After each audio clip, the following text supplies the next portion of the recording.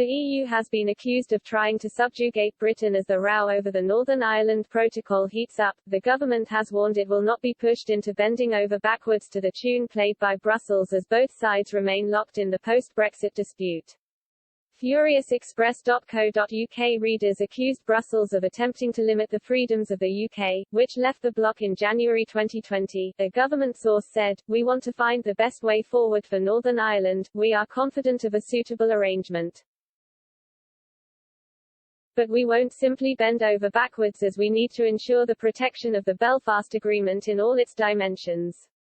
It's an extremely delicate balance." Many readers took aim at the EU's stubborn stance as it continues to insist on the need for checks on goods entering Northern Ireland from Great Britain. The bloc has repeatedly claimed the integrity of the single market would be undermined if items from Scotland, England and Wales were allowed to pour into Northern Ireland unchecked.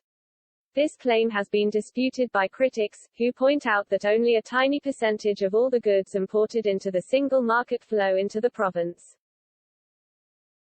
One reader went as far as to compare the EU's behavior to subjugation.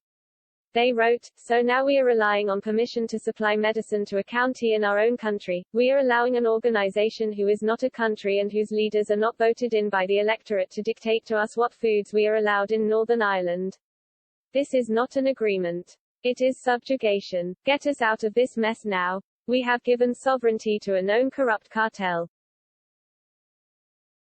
Another said they believed Brussels was deliberately ignoring the pleas from Unionist and Loyalists in Northern Ireland. For months, they have warned the protocol effectively cuts them off from the rest of the UK and have called for the treaty to be scrapped. One reader wrote, "The EU would risk unrest on the streets of NI as a price worth paying to force the UK to accept their rules and regs. No UK government can accept this over a silly EU requirement."